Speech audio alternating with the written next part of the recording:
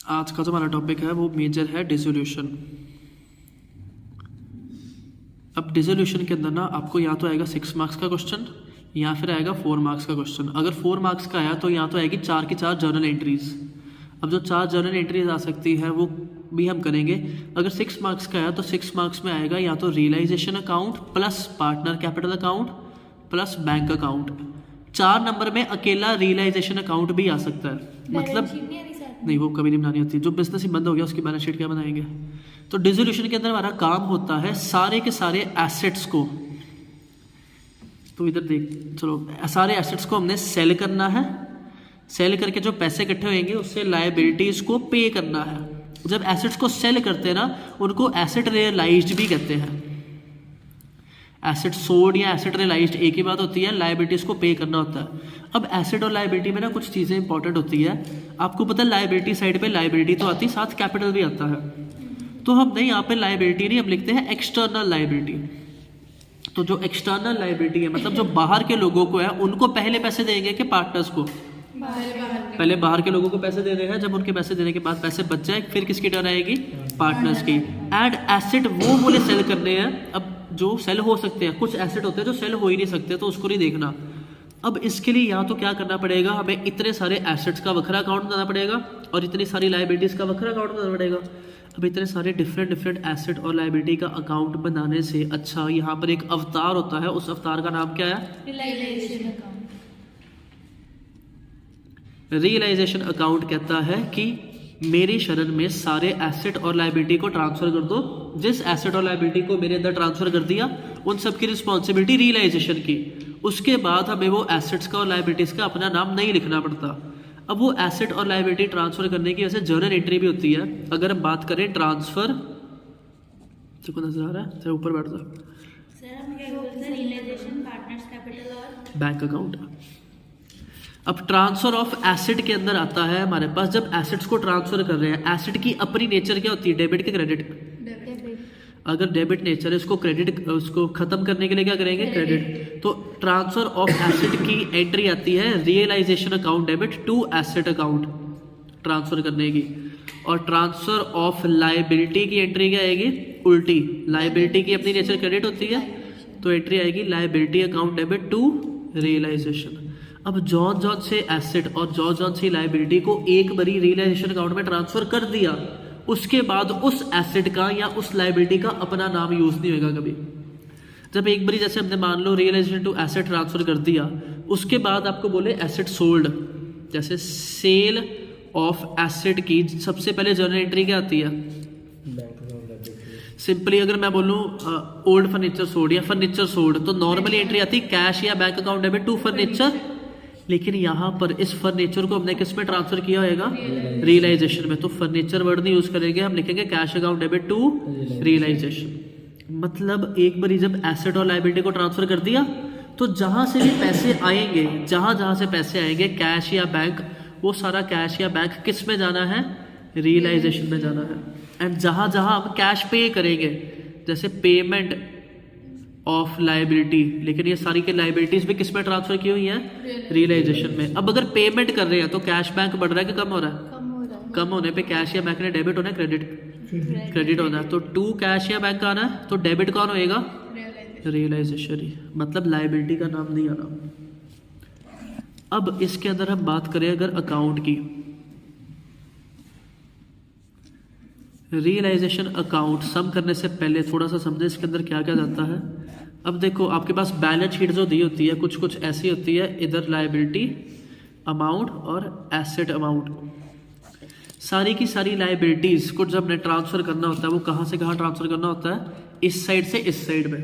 मतलब यहाँ पे आती है सबसे पहले सारी बाय लायबिलिटीज, जैसे क्रेडिटर, बिल्स पेबल।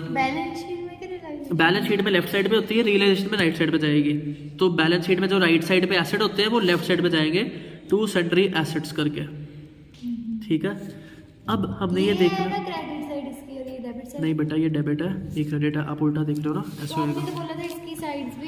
देखो अब सुनो, जब हम जर्नल बना रहे थे तो एंट्री थी रियलाइजेशन टू एसेट। अकाउंट किसका बना रहे हैं? एसेट का कि रियलाइजेशन का? रियलाइजेशन का। तो रियलाइजेशन अकाउंट खुद तो डेबिट हो रहा है ना, तो रियलाइजेशन अकाउंट के डेबिट में लिखते हैं टू एसेट, कि रियलाइजेशन टू एसेट, मतलब realisation account debit to asset. Asset खुद क्रेडिट होएगा लेकिन रियलाइजेशन को तो डेबिट करना है, तो जो चीज़ जर्नल में होती है उससे उल्टी होती है ना लेजर में। अब सारे के सारी लाइबिलिटीज़ को ट्रांसफर कर दिया, एसेट को भी ट्रांसफर कर दिया। एसेट्स को ट्रांसफर करने के बाद जौन सा एसेट बिक जाएगा वो इधर आएगा बाय बैंक, बाय बैंक या बाय कैश, बाय बैंक या बाय कैश आएगा जितना हमने बेच दिया। इसके बाद अगर यही एसेट कोई हमारा पार्टनर ले जाए फिर क्या करेंगे, हम लिखेंगे बाय पार्टनर कैपिटल। अगर पार्टनर कोई हमारा एसेट ले जाए तो पार्टनर को अपने पैसे देने के, उससे पैसे लेने हैं, उससे पैसे लेने हैं ना, इसलिए उसकी जर्नल एंट्री आती है partner capital account debit to realisation.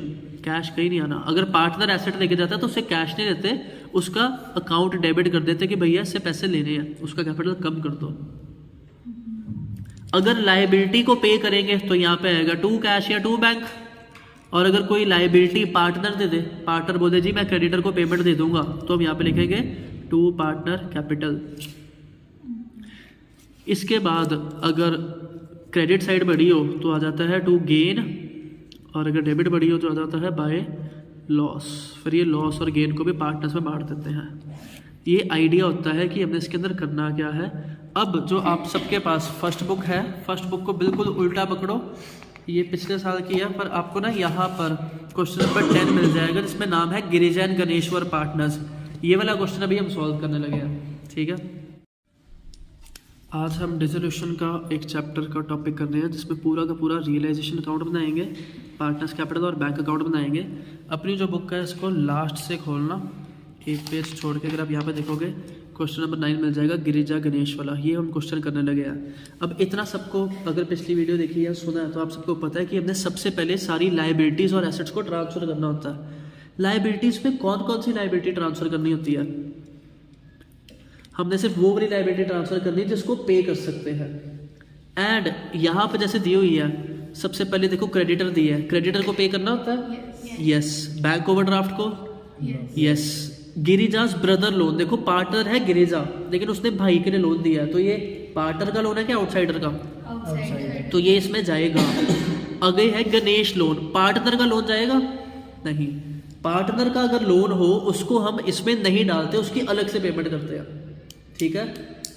तो गणेश लोन नहीं जाएगा। इन्वेस्टमेंट फ्लक्चुएशन फंड जाता है, अब ये ध्यान से सुनना, इन्वेस्टमेंट फ्लक्चुएशन फंड जाता है। हमारे पास ऐसी 3 चीज़ें होती हैं, एक होता है IFF, एक होता है WCR और एक होता है जनरल रिजर्व। ज़्यादातर यही होते हैं।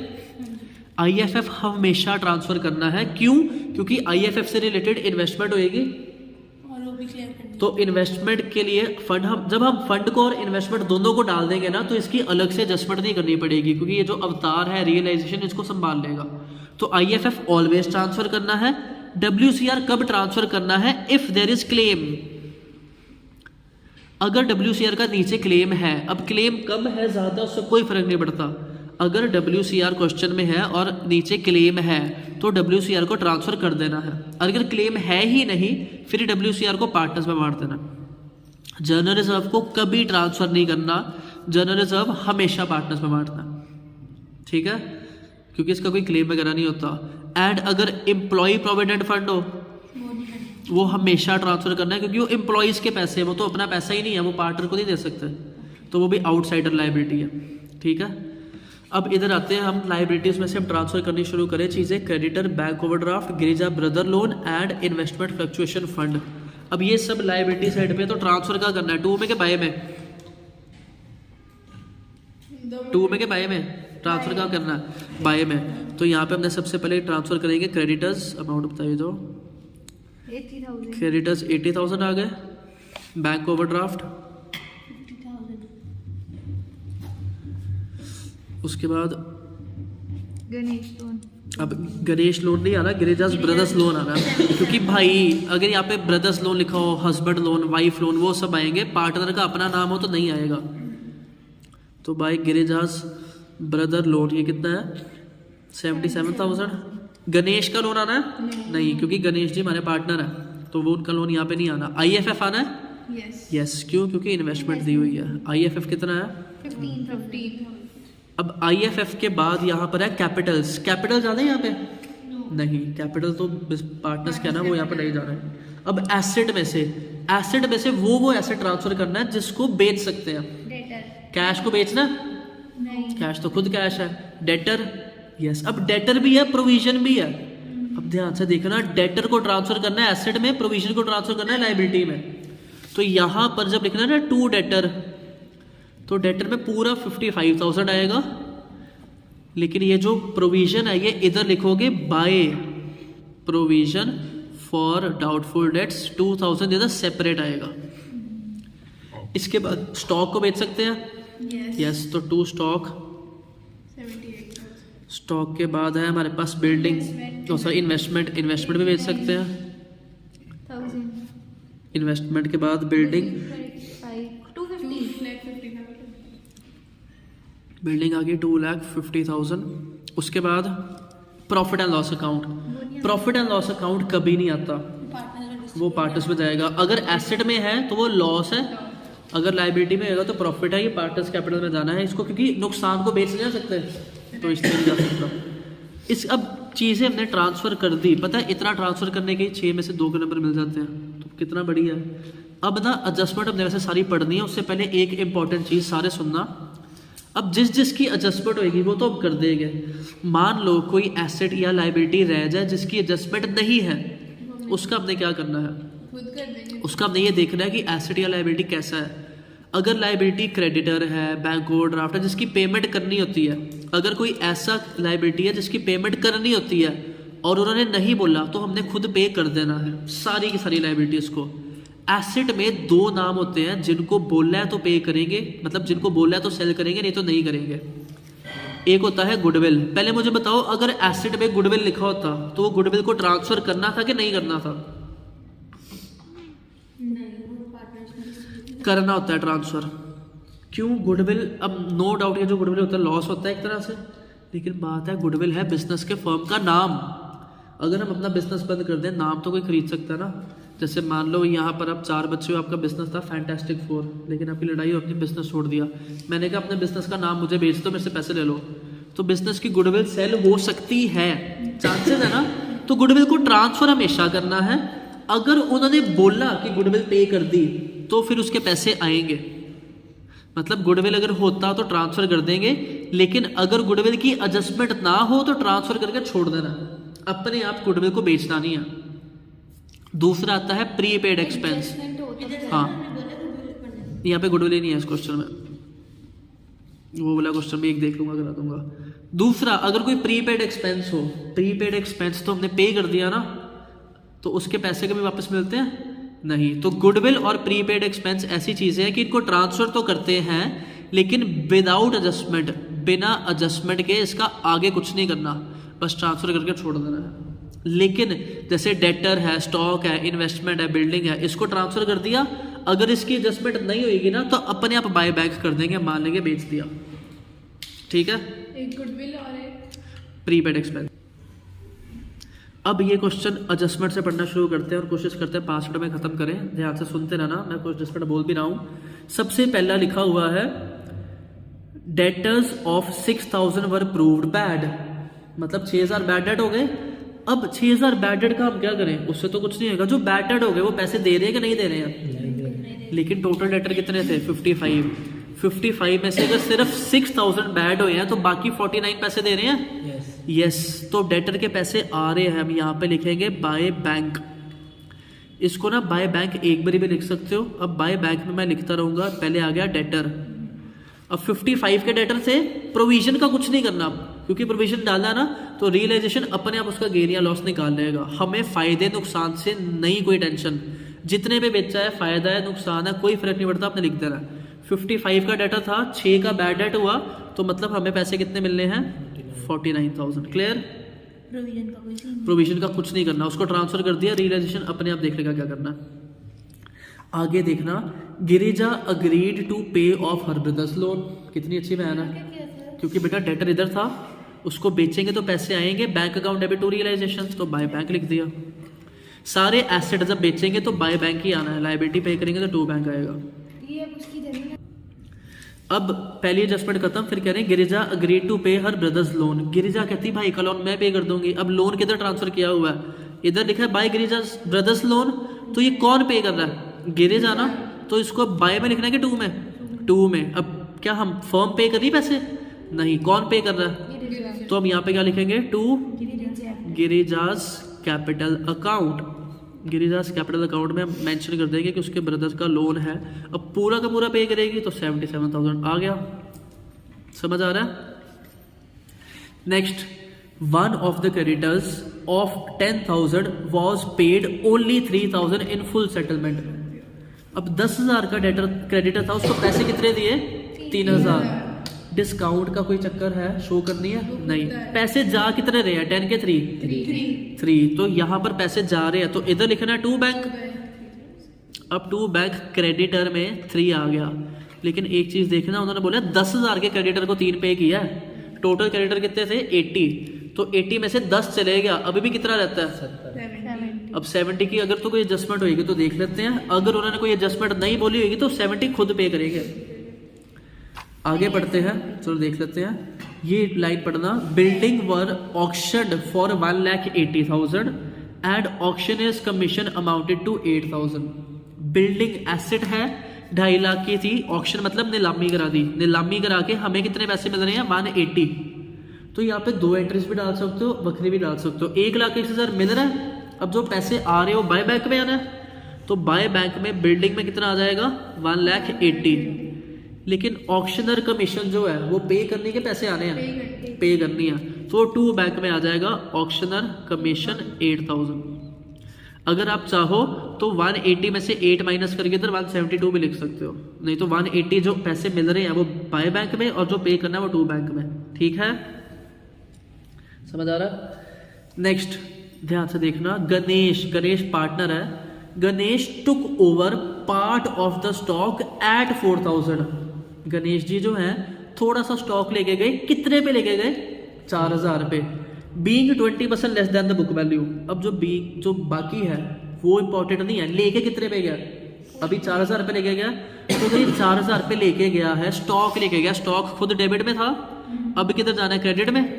1-2 लाइन में बैंक वाले के लिए छोड़ रहा हूं, तो मैं यहाँ पे लिख रहा हूं बाय गणेश कैपिटल स्टॉक, और ये कितने पे लेके गया स्टॉक 4,000 पे, यहां तक क्लियर। अब आगे बढ़ते हैं, जब भी फुल स्टॉप हो या एंड हो ना तो एंट्री बकरी बकरी किया करो। फिर कह रहे हैं balance of the stock was handed over to remaining creditor in full settlement, कि बाकी बचा हुआ स्टॉक बचे हुए क्रेडिटर को दे दिया फुल सेटलमेंट में, तो इसकी क्या एंट्री आएगी, इसका आएगा नो एंट्री। बताता हूं, अब देखो क्रेडिटर को पे करने के लिए यहां पे लिखना है और स्टॉक के लिए यहां पे लिखना है। क्रेडिटर के लिए भी नाम आना है रियलाइजेशन, स्टॉक के लिए भी नाम क्या आना है रियलाइजेशन। तो अगर इसकी जमन एंट्री सोचें तो एंट्री आएगी रियलाइजेशन टू रियलाइजेशन, पर ये कोई एंट्री है नहीं। तो ये बेस्ट होता है, कभी भी अगर किसी लायबिलिटी को एसेट उठा के दे दिया उसकी एंट्री नहीं आनी अगर फुल सेटलमेंट है। अगर यहाँ पे लिखा होता कि क्रेडिटर्स वर पेड स्टॉक प्लस 5,000 कैश, तो जो एक्स्ट्रा कैश दिया था ना वो टू बैंक में आना था। मतलब एसेट को लायबिलिटी दे दे या लायबिलिटी को एसेट दे दे और एक्स्ट्रा कैश वगैरह नहीं जाना तो एंट्री नहीं आ रही है। अब देखो क्रेडिटर टोटल 80 था, उसमें से 10 वालों को 3,000 पे कर चुके हैं, बाकियों को स्टॉक दे दिया, तो बाकियों को अगर स्टॉक दे दिया तो पैसे देने की जरूरत नहीं है, और जो स्टॉक था उसके पैसे रिसीव करने की जगह वो क्रेडिटर को चलेगा, तो ना स्टॉक के लिए एंट्री आनी है ना क्रेडिटर के लिए एंट्री आनी है। समझ आ रहा है, ये बहुत अच्छा सम है। आगे investment realised 9,000 less, investment realise की है तो पैसे आ रहे हैं कि जा रहे हैं, आ रहे हैं। इन्वेस्टमेंट एसेट था, इधर ट्रांसफर किया है, अब 84 में से 9,000 कम आ रहा है तो 75 आ रहा है। तो हम सोचे यार नुकसान हो रहा है, 89 है मेरी हैंडराइटिंग में, खुद को नहीं समझा रही, सॉरी। 89,000 की इन्वेस्टमेंट थी, वो 89,000 में से 9,000 कम, मतलब आ कितना आ रहा है 80। अब यार हम सोचे फंड है वगैरह, कोई चक्कर नहीं, फंड ट्रांसफर किया हुआ है ना, इसलिए ट्रांसफर किया था, प्रॉफिट लॉस नहीं देखना। इन्वेस्टमेंट बेच के पैसे आ रहे हैं तो बाय बैंक में जाना है, और पैसे आ कितने रहे हैं 80,000, तो हमने यहाँ पे लिख देना है बाय बैंक में 80,000 इन्वेस्टमेंट का, खत्म। रिलेशन इतना अच्छा अकाउंट होता है, हमारी सारी सिरदर्दी ले देता है। समझ आ रहा है। एडजस्टमेंट लास्ट रह गई है, realisation expenses amounted to 17,000 and were paid by Ganesh. Ganesh ji ने हमारे 17,000 के एक्सपेंस पे किए, लेकिन वो एक्सपेंस असली में किसका है? फर्म का है। अब अगर एक्सपेंस है तो डेबिट होना चाहिए कि क्रेडिट? डेबिट। अगर हमने पे किया होता तो टू कैश या बैंक लिख देते, लेकिन पे किसने किया? तो यहाँ पे लिखेंगे to Ganesh capital account. Amount कितनी आएगी? 17,000। यहाँ तक क्लियर? एडजस्टमेंट सारी खत्म। अब हमने दिमाग लगाना है कि क्या कोई एसेट या लायबिलिटी छूट गया। डेटर 55 था, डेटर के पैसे आ गए। स्टॉक जो था वो क्रेडिटर को दे दिया। इन्वेस्टमेंट के पैसे आ गए। बिल्डिंग के भी ऑक्शन करके पैसे आ गए। Asset clear. क्रेडिटर थोड़ा सा पैसे दे दिए, बाकी स्टॉक को दे दिए। बैंक ओवरड्राफ्ट का कुछ नहीं किया, इसका क्या करना? पे कर दे। अब बैंक ओवरड्राफ्ट का कुछ नहीं था तो खुद पे करना पड़ेगा। पता है एक और चीज़ कर सकते हैं, ये बैंक ओवरड्राफ्ट को ना बैंक अकाउंट में बैलेंस ब्रॉट डाउन डाल सकते हैं, लेकिन ऐसे भी कर सकते हो। अब बैंक ओवरड्राफ्ट है लेकिन एडजस्टमेंट नहीं है, तो यहाँ पे जो टू बैंक था ना, टू बैंक हम फिर से लिखेंगे, ये टू बैंक में ही चल रहा सारा, तो यहाँ पे लिखना है बैंक ओवरड्राफ्ट 50,000। मुझे हैंड राइटिंग के लिए माफ करना। बैंक ओवरड्राफ्ट 50,000 था, उसको खुद पे कर देना है क्योंकि तूने बोला नहीं था, समझ रहे हो? अब गिरिजा के भाई का लोन वो पे कर देगी, ठीक है। आईएफएफ का कुछ करना होता है? पे करना होता है किसी को? आईएफएफ पे थोड़ी करना होता, तो वो तो आप पे हो गया, उसका कुछ नहीं करना। प्रोविजन फॉर डाउटफुल डेट को किसी को पैसे देने हैं? नहीं, उसका भी कुछ नहीं करना, इन दोनों को छोड़ देना। अब दोनों साइड का टोटल करना है। इधर का अगर हम देखें 80 + 1 80 260, 260 + 9 2,09,000, ये टोटल बैंक में लिख देना। इधर भी 3,000 + 8,000 11, 11 + 50 61,000। अब हमने दोनों साइड चेक करनी है। अगर क्रेडिट बढ़ी है तो यहाँ पे गेन आ जाएगा, डेबिट बढ़ी तो लॉस आ जाएगा। चेक करें तो अगर हम टोटल करें, ये मैंने गलत किया था, 180 + 80 + 49 3,09,000 होता है। इधर का अगर हम टोटल करें, डेबिट साइड का ज़्यादा आ रहा है 6,27,000, क्रेडिट साइड का आ रहा है 537, तो डेबिट में से क्रेडिट माइनस करके यहाँ पे लिखना है बाय लॉस ऑन रियलाइजेशन 90,000। अब ये लॉस बांटता किस किस में है? दो ही तो पार्टनर है, गिरिजा और गणेश। रेशो बताइए 2:3। तो गणेश पहले गिरिजा फिर गणेश जी, इसको 2:3 में बांटो, ये आएगा 36,000 एंड 54,000। यहाँ तक क्लियर? यस। अब मैं आपको एक चीज़ बताऊँ, मेहनत वाला काम हमारा हो गया, जितना दिमाग लगना था ना वो रियलाइजेशन में लग गया है। अब सारा हमने करना है कट कॉपी पेस्ट, मतलब इसी से हमारा बड़ी इजीली पार्टनर कैपिटल बन जाना है, उसी से बड़ा इजीली हमारा वो बन जाना है बैंक अकाउंट। देखते हैं कैसे बनाना है। दुनिया में कोई भी चीज़ चेंज हो सकती है, लेकिन पार्टनर कैपिटल में सबसे पहले क्या डालना है वो चेंज नहीं होता। तो सबसे पहले यहाँ पे क्या आएगा? 150 बाय बैलेंस ब्रॉट डाउन। आपको पार्टनर्स कैपिटल बनाता होगा। गिरिजा का है 1.5 लाख और गणेश जी का 1 लाख। तो बाय बैलेंस ब्रॉट डाउन जैसे ही डाल दिया, इसके बाद चेक करो कोई ऐसी चीज थी जो हमने रियलाइजेशन में नहीं डाली थी। क्रेडिट साइड में से कैपिटल्स नहीं डाले थे और एक गणेश लोन, लेकिन जो गणेश लोन है वो कैपिटल में भी नहीं जाना, उसके लिए वक्रा लोन अकाउंट बनाना। तो इधर से तो कुछ नहीं है, इधर से चेक करो तो उसके पैसे भी नहीं देने हैं। तो इसके बाद इधर से चेक करो, हमने कोई ऐसी चीज थी जो नहीं डाली थी, profit and loss account. Asset में से प्रॉफिट एंड लॉस नहीं ना हमने रियलाइजेशन में डाला था, तो उसको क्या करना है? हमने पार्टनर में डालना है। यहाँ पर लिखना है to profit and loss account. Profit and loss है 10, रेशो थी 3:2, 2:3 है, चलो ठीक है। 4,000 एंड 6,000। अब इसके बाद जब हमने कर लिया, अब आपने बस यहाँ पे देखना है रियलाइजेशन में कहाँ कहाँ पार्टनर का नाम है। इधर लिखा था टू गिरिजास कैपिटल, अगर यहाँ पे गिरिजास कैपिटल था तो ये यहाँ पर जाके बन जाएगा बाय रियलाइजेशन, ठीक है। अब इधर गिरिजास कैपिटल में 77,000 था, तो इधर भी गिरिजा में आ जाएगा 77,000। इधर बाय गणेश कैपिटल भी था, थोड़ा सुंदर नहीं लिखा हुआ लेकिन ये गणेश है। बाय गणेश कैपिटल में 17,000 है, तो इधर रियलाइजेशन वखरा नहीं लिखना, इधर ही आ जाएगा 17,000। इधर 2 था, सॉरी, 2 गणेश कैपिटल में 17 है, तो बाय रियलाइजेशन आ गया 17। इधर देखो ये है बाय गणेश कैपिटल, अब जो बाय गणेश है इधर जाके क्या बन जाएगा? 2 रियलाइजेशन। 2 रियलाइजेशन आ जाएगा 4,000। इधर गिरिजा नहीं है, इधर गिरिजा तो नहीं, लेकिन लॉस था। अभी जो लॉस है ये भी डालना है, लॉस के लिए भी यहाँ पे क्या लिखना है? 2 रियलाइजेशन ही लिखना है। तो प्रॉफिट और लॉस से लिख देते हैं। नहीं, रियलाइजेशन नहीं लिखते हैं। 36 एंड 54 जैसे रियलाइजेशन और रिवैल्यूएशन ये लिखते हैं। इतना काम डन। अब देखो ये भी कर लिया, ये भी कर लिया। इसके बाद बस आपने दोनों का टोटल करना है। अब जो नॉर्मली हम टोटल करते हैं तो लास्ट में बैलेंस कैरी डाउन आता है। कैरी डाउन अगले साल के लिए होता है, लेकिन जब बिजनेस बंद हो गया तो कैरी डाउन की जरूरत है नहीं। तो जो भी इसमें बैलेंस आएगा वो लिखना है या बाय बैंक या टू बैंक। और देखते इतना काम मैंने पॉज करके कर लिया था, टोटल कर लिया।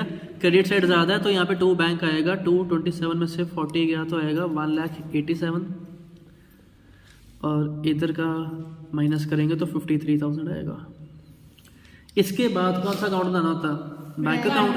लेकिन उससे पहले एक लोन अकाउंट बनाना पड़ेगा बेचारा, तो इधर बनाया था, छोटा सा बनना है। अगर उन्होंने लिखा नहीं हुआ तो तब भी बनाना पड़ेगा।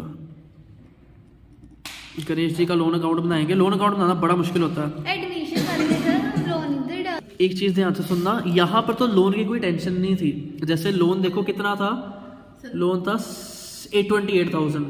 अब लोन लायबिलिटी होता है, गणेश जी का लोन लायबिलिटी है तो टू में जाएगा कि बाय में? बाय। लिखना क्या है? Balance down. Yes, by balance brought down 28,000। अगर इसके बारे में कुछ लिखा होता तो बात की बात है। यहाँ पे नहीं लिखा हो तो सीधा लिखना है टू बैंक। नहीं बोला तो सारा का सारा टू बैंक में पे कर देना। अब ना मेरी बात सुनना ध्यान से। अगर बोला होता Ganesh loan was paid at 25,000 full settlement, तो यहाँ पर बैंक में 25 जाता और 3,000 के लिए लिखना पड़ता रियलाइजेशन, और ये रियलाइजेशन यहाँ पे भी जाता वापस। 3,000 क्योंकि अगर बोला होता 28 की जगह 25 पे कर दिया, मतलब अगर हाँ तो लोन अकाउंट एक तरह से पहले बनाना पड़ेगा। अगर वो तब देख लेना एडजस्टमेंट है। अगर ज़्यादा लोन पे किया तो बाय रियलाइजेशन आ जाएगा, कम पे किया तो टू रियलाइजेशन आ जाएगा। क्यों? क्योंकि इसको रियलाइजेशन में ट्रांसफर नहीं ना किया था, तो इसका गेन या लॉस हमें सेपरेटली डालना पड़ता है। ये चीज़ ध्यान देना सर। हाँ जी। अब जो बचा बैंक अकाउंट, ये सबसे ज़्यादा इजी अकाउंट है। इसमें सिर्फ एक बैलेंस ब्रॉट डाउन यहाँ से डालना है, कैश एट बैंक। अब बैंक एसेट होता है तो यहाँ पे लिखेंगे टू बैलेंस ब्रॉट डाउन में 20,000। इसके बाद सिर्फ कट कॉपी पेस्ट। जहाँ इधर बाय बैंक है ये सारा बाय बैंक, इधर क्या बन जाएगा? To realisation. रियलाइजेशन अकाउंट से था ना, तो रियलाइजेशन में आएगा टोटल 3,09,000। समझ आया?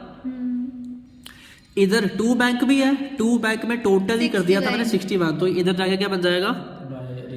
बाय रियलाइजेशन में 61,000। ठीक है, इस अकाउंट में बैंक खत्म। इस अकाउंट में ये है टू बैंक, दोनों के दोनों टू बैंक है, तो यहाँ पर वक्रा लिखना पड़ेगा। एक तो by Girija's capital and by Ganesh capital. Girija का 1,87,000 और गणेश जी का 53,000। ये भी डन। और कोई बैंक तो नहीं है। अब इधर है टू बैंक, ये भी टू बैंक है, तो यहाँ पे क्या लिखना है? कौन से अकाउंट से है ये? गणेश लोन से, तो लिख देना बाय गणेश लोन अकाउंट 28,000। इसके बाद क्या करना है? प्रेयर, अरदास, प्रार्थना अपनी लैंग्वेज में जो करना है करो कि यार ये इक्वल आ जाए। अब इक्वल चेक करते आते हैं कि नहीं। एंड इसका टोटल हमारे पास आ रहा है 3,29,000। इधर भी 3,29,000, तो मतलब ये हमारे 6 नंबर पक्के। अगर ये सम पूरा का पूरा समझ आया तो चैनल को लाइक और सब्सक्राइब करेगा।